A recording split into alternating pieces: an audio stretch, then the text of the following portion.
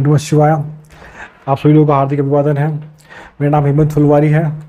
आज हम लोग हमारी राहु केतु सीरीज को आगे बढ़ाते हुए इस वीडियो में बात करेंगे कि किसी कुंडली में अगर केतुदेव तीसरे घर में बैठे हैं और राहु देव अगर 9th हाउस में बैठे हैं तो कैसे रिजल्ट्स देखने को मिलेंगे। तो हम बात करते हैं थर्ड हाउस में केतु के बारे में। तो पहले हम समझते हैं केतु क्या है। केतुदेव कहीं ना कहीं सेपरेशन को दिखाते हैं। केतुदेव कहीं ना कहीं अलगाववाद, केतुदेव कहीं ना कहीं डिटैचमेंट के कारक है। केतुदेव कहीं ना कहीं एक्सट्रीमिटीज़ को दिखाता है।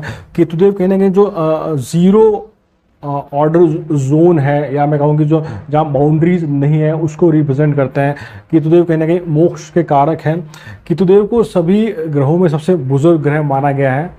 और जब केतुदेव तीसरे घर में बैठते हैं, और तीसरा घर कहीं ना कहीं तीसरे घर से हम देखते हैं हमारी फिजिकल स्ट्रेंथ, हमारी हॉबीज़, हमारा जो पोटेंशियल है, हमारी जो स्ट्रेंथ है, उसे कहीं ना कहीं हम हमारी जो डिज़ायर्स, हमारी इच्छाएं, उसे कहीं ना कहीं हम तीसरे घर से जोड़कर देखते हैं। तीसरे घर से हम लोग कहीं ना कहीं हमारे जो सिबलिंग्स हैं, हमारे भाई बहन, उनको भी जोड़कर देखते हैं। तो जब केतुदेव वहाँ बैठेंगे तो किस प्रकार के रिजल्ट देंगे, उससे पहले हमें समझना होगा कि कहीं ना कहीं जो केतुदेव है वो पास्ट लाइफ से भी जोड़ते हैं। इट मीन्स कि जिस हाउस में केतुदेव बैठते हैं, इसका मतलब यह है कि कहीं ना कहीं पिछले जन्म में या पिछले जन्मों में हमने उस हाउस को बहुत अच्छे से जिया है। इट मीन्स कि जो भी थर्ड हाउस की प्रायोरिटीज़ या जिस भी हाउस में बैठे हैं, उस लाइफ को, उस हाउस को हम पिछले जन्मों में जीकर आ चुके हैं। तो कहीं ना कहीं इस जन्म में उस हाउस की जो प्रायोरिटीज़ है, वहाँ कहीं ना कहीं हम डिटैच फील ज़रूर करेंगे। तो बात करते हैं कि रिजल्ट कैसे होंगे। तो जब केतुदेव तीसरे घर में बैठे हैं तो ये तो तय है कि इन लोगों में ईगो बिल्कुल नहीं होगा। एक बहुत अच्छी क्वालिटी है कलयुग में। सेकंड बात, हम कह सकते हैं कि ये लोग अपने धर्म के प्रति, अपने रिलीजन के प्रति कहीं ना कहीं बहुत ज़्यादा कट्टर होंगे, या शायद बिल्कुल भी धर्म को मानने वाले ना हो। इसका एग्जाम्पल है बहुत बड़ा हमारे पास कि जो हिटलर है, उसी कुंडली में भी केतुदेव थर्ड हाउस में थे। तो ये चीज़ कहीं ना कहीं हम कह सकते हैं थर्ड हाउस के केतु के साथ। एक और बात ये है कि तीसरे घर के जो केतु है, कहीं ना कहीं जब नेटिव्स की कुंडली में थर्ड हाउस में केतु है, तो मान के चलो कि ये लोग इजीली आपकी बात को नहीं सुनेंगे या इजीली आपकी बात को नहीं मानेंगे। कहीं ना कहीं आपको कन्विंस करना होगा इन्हें किसी बात को मनवाने के लिए। कहीं ना कहीं थोड़ी इनमें जिद देखी जा सकती है।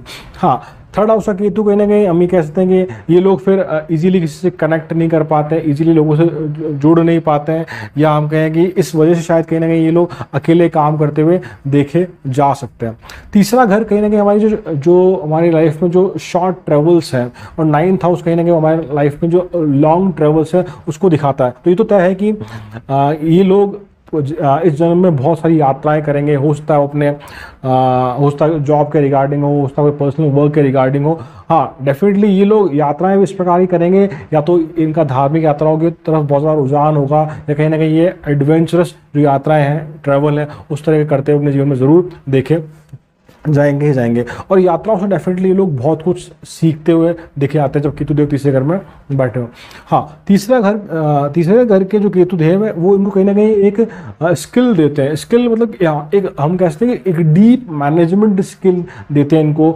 या ये भी कह सकता हूँ मैं कहीं ना कहीं कि जो हैंड स्किल होती है, जो हाथों से काम करने की जो कला, या हम कह सकते हैं जो स्किल है, वो इन लोगों में बहुत स्ट्रांगली देखी जा सकती है जो थर्ड हाउस में केतुदेव बैठे हो।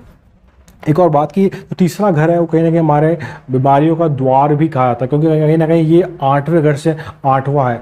तो अगर थर्ड हाउस का लॉर्ड अगर कहीं ना कहीं आपकी कुंडली में सही प्लेस नहीं है, तो हम मान के चलें कि फिर आपको यहाँ पर कहीं ना कहीं स्किन प्रॉब्लम्स या पिंपल्स या फोड़े फुंसी होते हुए देखे जा सकते हैं जब थर्ड हाउस में केतुदेव बैठे हैं।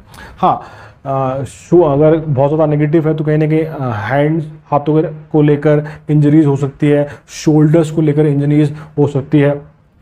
अगर केतुदेव कहीं ना कहीं नेगेटिवली वर्क कर रहे हैं तो मान के चलो कि भाई बहनों के बीच में भी कहीं ना कहीं जो आपस में तकरार हो सकती है, या आपस में जो अंडरस्टैंडिंग है वो कभी बन ना पाए, या हम कहते हैं कि जो थॉट प्रोसेस है या जो सोचने का तरीका कहीं ना कहीं उसमें बिल्कुल भी तालमेल नहीं दिखा था। अगर केतुदेव कहीं ना कहीं बहुत लोअर एंड पे काम कर रहे हैं, अगर थर्ड हाउस में बैठे हैं, तो ये सब चीज़ हम लोग ऑब्जर्व कर सकते हैं। हाँ, एक और बहुत हम कहते हैं चीज़ ऑब्जर्व की जाती है यहाँ पे कि इनके जो रिलेटिव्स होते हैं, जिनके परिवार वाले हैं, कभी भी वो हम कह सकते हैं कि इनकी एक्सपेक्टेशन पे खरे नहीं उतरते हैं। ये डेफिनेटली होता है जब केतुदेव अपनी कुंडली में थर्ड हाउस में बैठे हैं। एक बहुत इंटरेस्टिंग सी बात है यहाँ पे कि जो केतुदेव तीसरे घर में बैठे हैं तो इन लोगों को बहुत अथाह नॉलेज देते हैं। ये बहुत हम कहते हैं बहुत बड़े नॉलेज एक्सप्लोर हो सकते हैं। इनको अलग अलग क्षेत्रों में बहुत ज़्यादा नॉलेज होती हुई देखी जाती है। ये लोगों को बहुत अच्छे से गाइड करते हैं, बहुत अच्छे से लोगों को मार्गदर्शन करते हैं, लोगों को डायरेक्शन दिखाते हुए देखे जा सकते हैं। परंतु फिर एक दिक्कत और है कि जब इनका बहुत सही अथाह नॉलेज इकट्ठी हो जाती है तो फिर कहीं ना कहीं ओवर थिंकिंग की वजह से जब इनकी खुद के लाइफ में डिसीजन लेने की बात आती हो या खुद को लाइफ में चीज़ें इनिशिएट करने की बात आती हो, किसी काम को शुरू करना हो, तो वहाँ थोड़ी दिक्कतें दिखी जा सकती है। या मैं कहूँ कि बिकॉज ऑफ ओवर थिंकिंग कहीं ना कहीं जो डिसीजन मेकिंग इशू है वो केतुदेव आपको तीसरे घर में दे सकते हैं। एक और बात यहाँ पे हम कह सकते हैं कि जब थर्ड हाउस में केतुदेव बैठे हैं तो मान के चलो कि जब ये लोग किसी भी काम को पूरे मन से कर रहे हैं तो ये अब बहुत स्ट्रॉन्ग एफर्ट्स लगाते हैं। हो सकता है पूरी टीम वर्क के दौरान अगर बाकी लोग काम ना भी कर रहे हो, एफर्ट नहीं भी लगा रहे हो, तो ये शायद ये लोग बहुत स्ट्रांगली एफर्ट लगाते हुए देखे जा सकते हैं। ये बहुत स्ट्रॉन्ग क्वालिटी है जो केतुदेव तीसरे घर में। अब हम बात करें अगर Rahu in the 9th house के बारे में, तो जो 9th हाउस है कहीं ना कहीं वो सिग्निफाई करता है हमारे जो रिलीजियस बिलीफ है उसको सिग्निफाई करता है। 9th हाउस से हम लोग फादर फिगर को देखते हैं। 9th हाउस कहीं ना कहीं हमारा हाउस ऑफ फेथ है, हाउस ऑफ फॉर्च्यून है। 9th हाउस से कहीं ना कहीं हम लोग जो हमारी हायर एजुकेशन है उसको देखते हैं। 9th हाउस कहीं ना कहीं जो लंबी यात्राएं हैं उनको रिप्रेजेंट करता है। 3rd हाउस छोटी यात्राएं रिप्रेजेंट करता है। तो ये तो तय है कि इस एक्सेस पे जिन किसी भी कुंडली में ये 3rd और 9th हाउस का राहु केतु एक्सेस होगा तो डेफिनेटली ये लोग अपने जीवन में बहुत सारी यात्राएं करते हुए दिखे जाएंगे। और अब हम बात करें राहु क्या है। राहु कहीं ना कहीं एक इल्यूजन है। राहु एक हम कहते हैं कि एक ऐसी हंगर है जो कभी शांत नहीं होगी। राहु की जो एपेटाइट है, जो भूख है, वो कभी शांत नहीं हो सकती। आप उसको समझ सकते हैं कि राहु के पास सिर्फ सर है, लोअर बॉडी पार्ट नहीं। आप उसको कितना भी फीड कर लो, कितना भी खिला दो उसको, वो निकल जाएगा, पर उसकी जो हंगर है, उसकी भूख कभी वो शांत नहीं होगी। राहु फ्यूचरिस्टिक है। तो जब राहु हमारे हाउस ऑफ फॉर्चून में आके बैठेगा, हमारे हाउस ऑफ फेथ में आके बैठेगा, तो किस प्रकार के रिजल्ट्स देखने को मिलेंगे उसकी हम बात करते हैं। तो हम पहले बात करें पॉजिटिव साइड की। यहाँ पे कहीं ना कहीं तो डेफिनेटली जब राहु 9वें घर में बैठा है तो मान के चलो इन नेटिव्स के पास कहीं ना कहीं जो ज्ञान है उसका अथाह भंडार होगा। या मैं ये कहूँ कि they have the branches of knowledge. अब वो दोनों डायरेक्शन में होगी। डेफिनेटली पॉजिटिव भी चीज़ों को लेकर नॉलेज होगी उनको, कहीं ना कहीं नेगेटिव चीज़ों को लेकर भी उनको बहुत ज़्यादा नॉलेज होगी ही होगी। हाँ, राहु जब 9th हाउस में बैठा है तो वो नेटिव्स को एक बहुत स्ट्रॉन्ग इमेजिनेशन पावर देगा कहीं ना कहीं, और उस स्ट्रॉन्ग इमेजिनेशन पावर को कहीं ना कहीं वो अपने करियर में यूज़ करते हुए आगे बढ़ते हुए देखे जा सकते हैं। इवन वो जो इमेजिनेशन पावर है वो उसे कहीं ना कहीं वो राइटिंग में, क्राफ्टिंग में, स्टोरी राइटिंग में या पब्लिकेशन वाले फील्ड में भी बहुत अच्छे से यूज़ करते हुए देखे जा सकते हैं जब राहु देव कुंडली में 9th हाउस में। और एक सबसे स्ट्रॉन्गेस्ट पॉइंट है यहाँ पे जो राहु यहाँ प्रदान करते हैं, राहु जी देते हैं यहाँ पे, कि ये जो नेटिव्स है कहीं ना कहीं इनका जो जॉब को लेकर अप्रोच, या मैं कहूँ कि जो करियर को लेकर जो अप्रोच है वो थोड़ी सी है ना मल्टी डायरेक्शनल होती है। मतलब कि कहीं ना कहीं इनका जो फोकस है वो डिफरेंट डायरेक्शन में होता है। ये लोग चाहते हैं कि मैं ये वाला काम भी करूँ, ये वाला काम भी करूँ, ये वाला काम भी करूँ। Means they want to work in all the direction. या मैं कहूँ कि इन शॉर्ट कहीं ना कहीं ये लोग मल्टीटास्किंग लोग होते हैं। ये जो बहुत सुप्रीम क्वालिटी मेरे हिसाब से कहीं ना कहीं हम कह सकते हैं कि और प्रेजेंट सिनेरियो के हिसाब से जो अभी जो करंट समय है उसमें कहीं ना कहीं मल्टीटास्किंग बहुत ज़्यादा रिक्वायर्ड है। और राहु उससे या इन नेटिव्स को कहीं ना कहीं इसमें डेफिनेटली हेल्प करता है। और ये लोग बहुत अलग डिफरेंट क्षेत्रों में नॉलेज भी पाते हैं और कहीं ना कहीं डिफरेंट क्षेत्रों में काम करते हुए भी देखे जाते हैं। तो ये बहुत अच्छी पॉजिटिव क्वालिटी है जो कहीं ना कहीं राहु इन्हें यहाँ देता है। तो हम बात करें कहीं ना कहीं जो रिलीजियस बिलीफ है उसको लेकर कहीं ना कहीं ये लोग अनऑर्थोडॉक्स होते हैं। अनऑर्थोडॉक्स से मतलब मेरा है कि ये इजीली किसी रिलीजियस बिलीफ को मानते नहीं है, ऐसा हो सकता है। या कहीं ना कहीं इनका डिफरेंट रिलीजन की तरफ रुझान देखा जा सकता है। अगर मैं इस चीज़ को समझाऊं थोड़ा मेरे हिसाब से कहीं ना कहीं, तो आप ऐसा समझिए इसको। आपने एक मूवी देखी होगी पीके, जो आमिर खान की मूवी है। उसमें जो एक एलियन अर्थ पे आता है, अर्थ के रिलीजन्स को वो जानता नहीं है, अर्थ के रिचुअल्स को वो जानता नहीं है, और फिर वो एक रेवोल्यूशन क्रिएट कर देता है। तो कहीं ना कहीं राहु ऐसा ही है। 9th हाउस का जो राहु कहीं ना कहीं उस एलियन को दिखाता है जो कि बाहर से आया है और फिर यहाँ में आके रेवोल्यूशन क्रिएट कर दिया।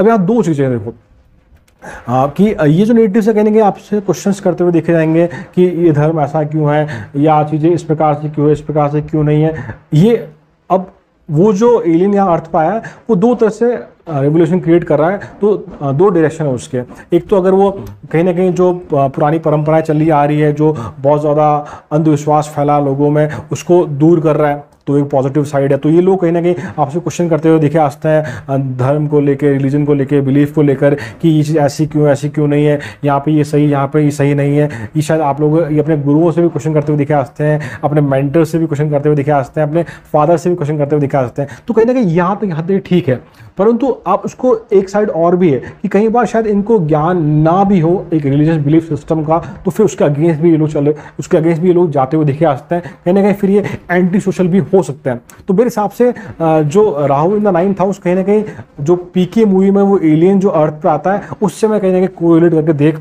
पाता हूँ। हाँ, अब यहाँ 9th हाउस का राहु कहीं ना कहीं ये लोग फिर अपनी खुद की एक फिलॉसफी डेवलप कर लेते हैं और फिर अपना खुद का एक बिलीफ सिस्टम डेवलप कर लेते हैं, फिर उस पर काम करते हुए देखे जा सकते हैं। यहाँ कहीं ना कहीं एक बहुत स्ट्रांगली दिखा जाता है कि इन लोगों को कहीं ना कहीं दूसरा कल्चर है या जो फॉरेन कल्चर है वो ज़रूर अट्रैक्ट करता है। उसको आप समझ सकते हैं कि जो वेस्टर्न कल्चर के लोग हैं वो किस प्रकार से इंडिया की तरफ मूव कर रहे हैं और जो इंडियन ऑर्गेनाइजेशन से जुड़ रहे हैं, इस्कॉन वगैरह से ऐड हो रहे हैं, वहाँ काम करते हुए दिखे जा रहे हैं। और कुछ लोग ऐसे भी हैं जो कहीं ना कहीं इंडियन कल्चर से कहीं ना कहीं वेस्टर्न कल्चर की तरफ जा रहे हैं। तो कहीं ना कहीं ये जो कन्वर्जन है, ये जो ट्रांसफॉर्मेशन है, उसको कहीं ना कहीं हम यहाँ पे जोड़कर देख सकते हैं। और अगर बहुत स्ट्रांगली इफेक्टिवली वर्क करता है अगर राहु यहाँ पे, तो कहीं ना कहीं फिर शायद ये लोग धर्म परिवर्तन भी करते हुए देखे जा सकते हैं। उसके लिए बहुत सारी कंडीशन और भी हो सकती है। हाँ, अनडाउटेडली कहीं ना कहीं मेरे हिसाब से ये जो 9th हाउस में राहु है, ज़रूर कहीं ना कहीं लोगों को एक अच्छा, हम कह सकते हैं अच्छे रिजल्ट देते हुए देखे जा सकता है। ये जरूर यहाँ पे क्वेश्चन करेंगे, रीजनिंग रखेंगे, प्रैक्टिकलिटी रखेंगे कि कौन सी चीज़ सही है, कौन सी चीज़ गलत है। इनका अंतर करते हुए ये लोग बहुत स्ट्रांगली या बहुत अच्छे से करते हुए देखे जा सकते हैं जब किसी की पत्रिका में राहु 9th हाउस में राहु हो। हाँ, राहु अगर 9th हाउस में, तो कहीं ना कहीं ये आपको बहुत हायर विजडम देगा, हायर फिलोसॉफिकल साइड देगा, बट कहीं ना कहीं वो अलग अलग समय पर अनकन्वेंशनल हो सकती है या अनयूजुअल हो सकती है। तो आपको उसका ध्यान रखना होगा कहीं ना कहीं। राहु अगर बहुत ज़्यादा हायर एंड पे काम कर रहा है, तो मान के चलो ये वही लोग हैं जो इस पृथ्वी पे बहुत बड़ा बदलाव ला सकते हैं, बहुत बड़ा रेवोल्यूशन ला सकते हैं। सब आपको मैंने मूवी के माध्यम से समझाया कि किस प्रकार से उस एलियन ने सारे बिलीफ सिस्टम को हिला कर रख दिया और फिर किस प्रकार से चीज़ें अच्छी निकल कर बाहर आई। तो कहीं ना कहीं ये लोग भी वैसा कर सकते हैं। और इसका बहुत बड़ा एग्जाम्पल है कि जो अटल बिहारी वाजपेयी जी है, जो अब्दुल कलाम जी हैं, उनके 9th हाउस में भी कहीं ना कहीं राहु बैठे हैं। तो आप समझ सकते हैं कि अगर राहु को अगर आप बहुत हायर एंड पे यूज़ कर रहे हैं, तो ये सब चीज़ें होती हुई देखी आ सकती है। और वहीं कहीं अगर राहु बहुत लोअर एंड पे काम कर रहा है, बहुत नेगेटिवली वर्क कर रहा है, तो फिर शायद कहीं ना कहीं ये लोग फिर धर्म से पैसे कमाते हुए दिखे आ सकते हैं, या जो फेक बाबाज हो सकते हैं वो भी कहीं ना कहीं हम इस एक्सेस से जोड़कर देख सकते हैं। जैसे मैंने कहा कि कहीं ना कहीं जो 9th हाउस है, कहीं ना कहीं वो बड़ी यात्राओं को दिखाता है, और जो 3rd हाउस है कहीं ना कहीं वो छोटी यात्राओं को दिखाता है। तो जीवन में ये लोग यात्राएं करते हैं। खासकर इन लोगों को, ये वह लोग भी हैं शायद कि जो इन लोगों को एडवेंचरस यात्राएं, ट्रैकिंग करना बहुत पसंद हो, या हम कह सकते हैं कि ये लोग शायद कई बार अकेले ही घूमने निकल जाए, इस प्रकार की कंडीशन भी दिखी आ सकती है। एक बहुत इंपॉर्टेंट चीज़ यहाँ पर है कि अगर केंद्र का कोई लॉर्ड अगर राहु के साथ आकर बैठता है, केंद्र का कोई लॉर्ड अगर राहु के साथ आकर बैठता है, तो यहाँ राजयोग का भी निर्माण होता है। तो हमें इस चीज़ को भी ज़रूर देखना होगा। और बाकी मैंने पहले बताया कि बहुत हायर एंड पे नॉलेज देता है, बहुत हायर इमेजिनेशन पावर देता है यहाँ पे राहु। तो ये डेफिनेटली कहीं ना कहीं हेल्प करता है, बट कहीं ना कहीं आप खुद भी कहीं एक एंड पे आकर बहुत ज़्यादा अनऑर्थोडॉक्स हो जाते हो। फिर शायद आप अपने फादर से भी क्वेश्चन करने लग जाएं, अपने टीचर से भी क्वेश्चन करने लग जाएं, अपने मेंटर से भी क्वेश्चन करने लग जाएं। तो कहीं ना कहीं वहाँ थोड़ा आपको ज़रूर देखना होगा। तो ये बात हुई इस नोडल एक्सिस की 3rd हाउस में केतु और 9th हाउस में राहु की। और रही बात एडवाइस की, तो मैं ये कह सकता हूँ यहाँ पे कि कहीं ना कहीं आप हर जगह प्रैक्टिकल ना हो, खासकर रिलेशंस में, अपने परिवार से, अपने टीचर्स से, अपने गुरुओं से, कहीं वहाँ प्रैक्टिकल ना हो। बाकी हाँ, डेफिनेटली ये जो कॉम्बिनेशन है आपको करियर के रिगार्डिंग बहुत हेल्प करता है। तो आशा करता हूँ आपको ये वीडियो पसंद आया होगा। तो वीडियो को लाइक करें, चैनल को सब्सक्राइब करें, नोटिफिकेशन बेल को जरूर पुश कर दें। Thank you so much. ओम नमः शिवाय।